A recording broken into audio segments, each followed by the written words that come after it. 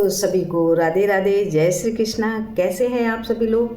I hope सब अच्छे होंगे, स्वस्थ होंगे, मस्त होंगे। तो गाइज, आज मैं बताने जा रही हूँ गीता के कुछ दोहों का अर्थ। आप लोग मैं गीता का अर्थ लगभग रोज़ नहीं डाल पाऊँगी, पर हाँ कभी कभी मैं अपने चैनल में ज़रूर डालूँगी, तो आप लोग ज़रूर देखिए।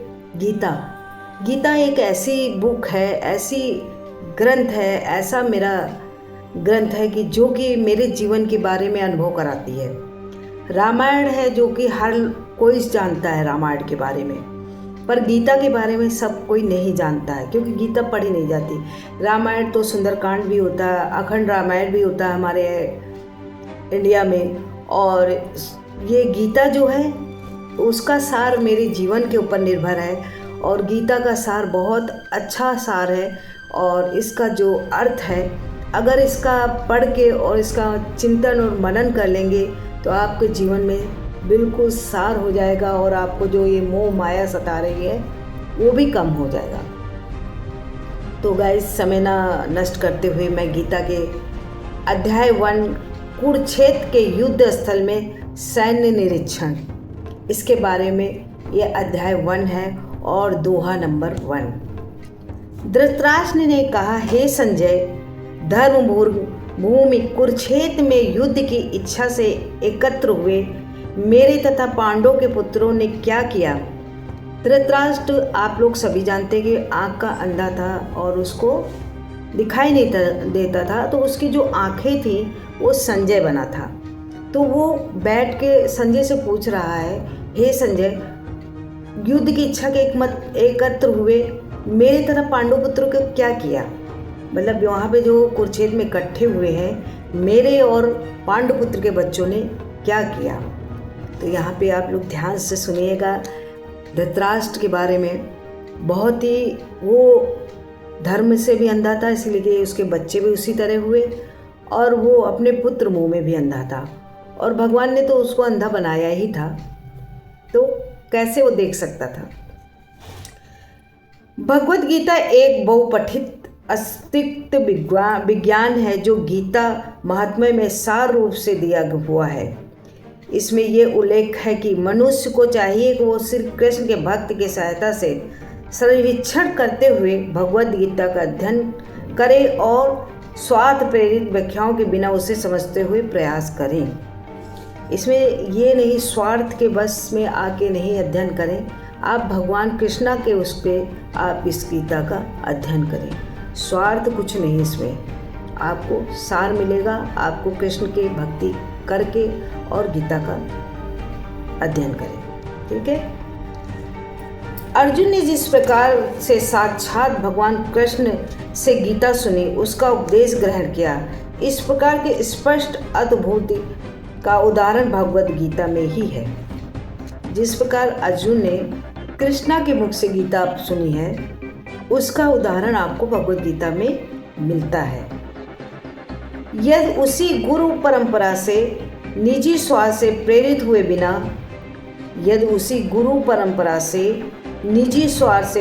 हुए बिना किसी को भगवत गीता समझने का सौभाग्य प्राप्त हो, तो वो समस्त वैदिक ज्ञान तथा विश्व के समस्त शास्त्रों का अध्ययन के पीछे छोड़ देता है। अगर मेरा सौभाग्य है कि मुझे गीता के समझने का सौभाग्य मिल रहा है, और इसके शास्त्रों के आप क्या करते हैं, जब आपको गीता का ज्ञान मिलता है ना, तो और भी जितने भी शास्त्र हैं उसको हम लोग पीछे छोड़ के और गीता का ज्ञान लेना चाहते हैं, छोड़ देता है। पाठक को भगवत गीता में न केवल अन्य शास्त्रों की सारी बातें मिलेंगी, अपितु ऐसी बातें भी मिलेंगी जो अत्यंत कहीं उपलब्ध नहीं है। देखो, जो गीता की बातें गीता में जो मिलेंगी वो आपको कहीं भी नहीं मिलेंगी। देखो, मैंने पहले भी बताया था कि रामायण हर चीज़ हम लोग अध्ययन करते हैं, मगर गीता का अध्ययन कर लेंगे वो हमारे ऊपर है। ये क्या है ज़िंदगी, ये क्या है मृत्यु, ये क्या है सच्चाई, उसके बारे में। तो यही चीज़ यहाँ पे बताया जाएगा कि अन्य शास्त्रों की सारी बातें मिलेंगी, अपितु ऐसी बातें भी मिलेंगी जो अन्यत्र कहीं उपलब्ध नहीं है। यही गीता का विशिष्ट मानदंड है। स्वयं भगवान श्री कृष्ण द्वारा साक्षात होने का कारण पूर्ण अस्तित्व विज्ञान है। स्वयं भगवान ने खुद इसके बारे में बताया है, ये असली विज्ञान है। समझ रहे हैं? तो मैं यही कहना चाहूँगी कि आप गीता को बहुत मन लगा के ध्यान से सुनिए तो आपको बहुत आनंद आएगा। गीता ही एक ऐसी चीज़ है कि मेरी जीवन की दिनचर्या को बदल सकता है, जीवन की लीला बदल सकता है, जीवन की सोच बदल सकता है। और हम लोग गीता पढ़ते हैं, पढ़ने के बाद मैंने जैसे इतना गीता पढ़ा, आप पढ़ने के बाद उसका चिंतन और मनन और अपने ज़िंदगी में ज़रूर उतारें। अगर गीता कोई भी ग्रंथ पढ़ते हैं तो उसका मनन और चिंतन बहुत ज़रूरी है। महाभारत में वर्जित धृतराष्ट्र तथा संजय की वार्ताएं इस महान दर्शन के मूल सिद्धांत का कार्य करते हैं।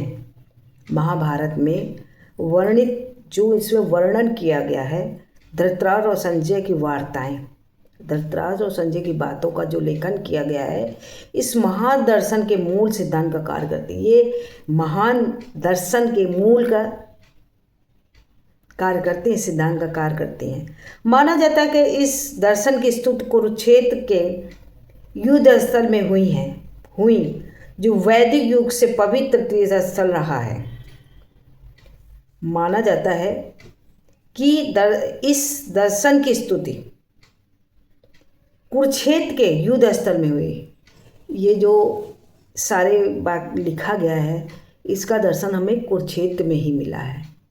अगर कृष्ण और युद्ध ना होता तो हमको कृष्ण अर्जुन को उपदेश न देते तो हम लोग की गीता कैसे लिखी जाती। तो सारा जो ज्ञान है उस कुरुक्षेत्र में हमको मिला है। वैदिक युग के पवित्र तीर्थ स्थल रहा है। ये कुरुक्षेत्र जो है कि वैदिक युग से ये पवित्र तीर्थ स्थल रहा है। इसका प्रवचन भगवान द्वारा मानव जात के पथ प्रदर्शन हेतु तब किया गया जब वे इस लोक में स्वयं उपस्थित थे। इसका जब हम लोग जब भगवत गीता इसका प्रवचन दिए हैं, ये भगवान कृष्ण द्वारा जात पथ प्रदर्शन हेतु तब किया गया जब लोक में स्वयं उपस्थित थे। जब वो इस श्लोक में उपस्थित थे, इस श्लोक में, तभी उन्होंने उपदेश दिया है और इसीलिए इसका महत्व बहुत ज़्यादा है। धर्मछेद सार्थक है क्योंकि कुरुक्षेत्र के युद्ध स्थल में अर्जुन के पक्ष में श्री भगवान स्वयं उपस्थित थे। कहते हैं ना कि जो अच्छा होता है उसका साथ भगवान भी देते हैं। तो यहाँ अर्जुन जो सच्चे थे और अच्छी शिक्षा ग्रहण किए थे, अच्छे गुरु से वो शिक्षा पाए हुए थे कि वो अपने गुरु द्रोणाचार्य से शिक्षा पाए थे, तो वो अच्छे एक शिक्षक भी थे, अच्छे एक इंसान थे। तो वहाँ भगवान उनके सामने स्वयं उपस्थित थे। कौरव का पिता धृतराष्ट्र अपने पुत्रों की विजय की संभावना के विषय में उपस्थित संदिग्ध था। कौरव के पिता जो दुर्योधन के पिता धृतराष्ट्र थे, वो बहुत चिंतित थे कि मेरे बच्चे जो हैं वो विजय की संभावना के विषय में अत्यधिक संदिग्ध है, मतलब सोच विचार में थे कि ये जीतेंगे भी कि नहीं जीतेंगे। क्योंकि वो भी जानते थे कि अरे पांडवों के साथ स्वयं भगवान खड़े हैं, ध्वजा पे हनुमान पधारे हैं, उनकी पताका में बैठे हैं हनुमान जी, जो कि संकट मोचन हनुमान जी हैं, और उनके सारथी बने हैं श्री कृष्ण भगवान जी, खुद स्वयं रथ को हाँक रहे हैं। और तो धृतराष्ट्र भी जानता था कि मेरी जीत मुश्किल हो सकती है, पर अपने पुत्रों के मुँह में वो जानता था कि ये विनाश का कारण है और मेरे बच्चों का विनाश भी होगा। ये सब जानता था धृतराष्ट्र। अतः इसी संदेह के कारण अपने अपने सचिव से पूछा। उन्हें अपने संदेह था कि क्या हो रहा रणभूमि में, बड़े बच्चे हार रहे हैं, वो तो उनको पता था। तो इस संदेह से उन्होंने सचिव से पूछा। उन्होंने क्या किया, वो पांडुपुत्रों ने क्या किया। ये सशक्त था कि उसके पुत्र तथा उसके छोटे भाई पांडुपुत्र कुरुक्षेत्र के युद्ध में निर्णायक संग्राम के लिए एकत्र हुए हैं। वो उसे पता था कि मेरे छोटे भाई पांडु के बच्चे और हमारे बच्चे युद्ध करने के संग्राम के लिए वहाँ पे एकत्रित हुए हैं। फिर भी उनकी जिज्ञासा सार्थक है।